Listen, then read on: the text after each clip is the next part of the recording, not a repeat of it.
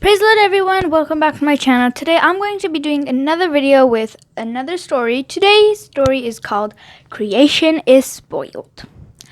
So you can find this story in Genesis chapter 3. So without any further ado, let's get into the story. Now the snake was the most cunning of all the animals that God had made. He saw the woman sitting by herself and came slithering through the grass towards her. Has God really said, "You must not eat from any of the trees in the garden"? The woman looked at him with her wide eyes, curious about this creature had the power of speech. But each day in Eden was full of new discoveries. "Well," said the snake, curling around the roots of the tree and gazing at her steadily.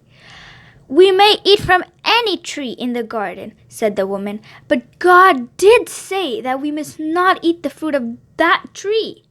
She pointed at a tree with deep, dark radiance far in the depth of the garden.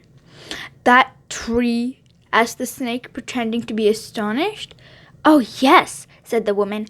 "God said, if you eat the fruit of that tree, if you even touch it, you will die."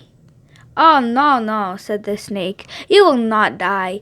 God knows that when you eat fruit from that tree, you will become like him."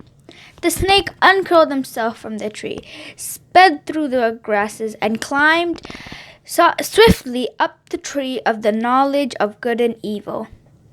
The woman followed. The fruit hung down, rich and luscious, enticing her. She stretched out her hand.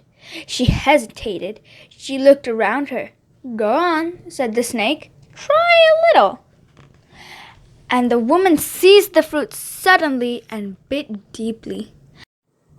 The snake disappeared into the undergrowth as her husband approached. The man was puzzled to see the woman by the tree, the forbidden tree of knowledge of good and evil.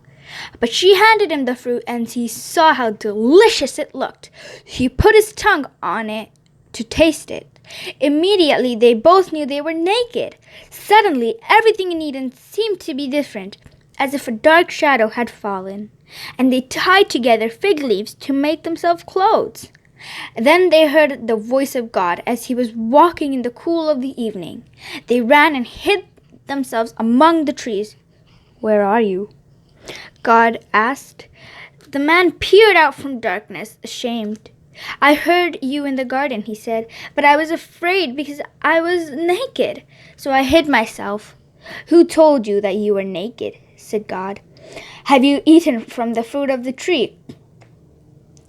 "The woman," stammered the man.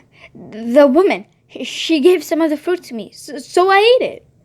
"Why did you do that?" God asked the woman, who walked out of the bushes slowly, not daring to lift her face from the ground. "The snake," she said. "It was his fault. He tempted me, so I ate it."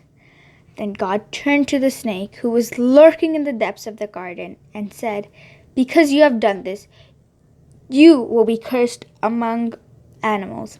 He turned to the man and woman and told them that through their disobedience, pain had come into the world.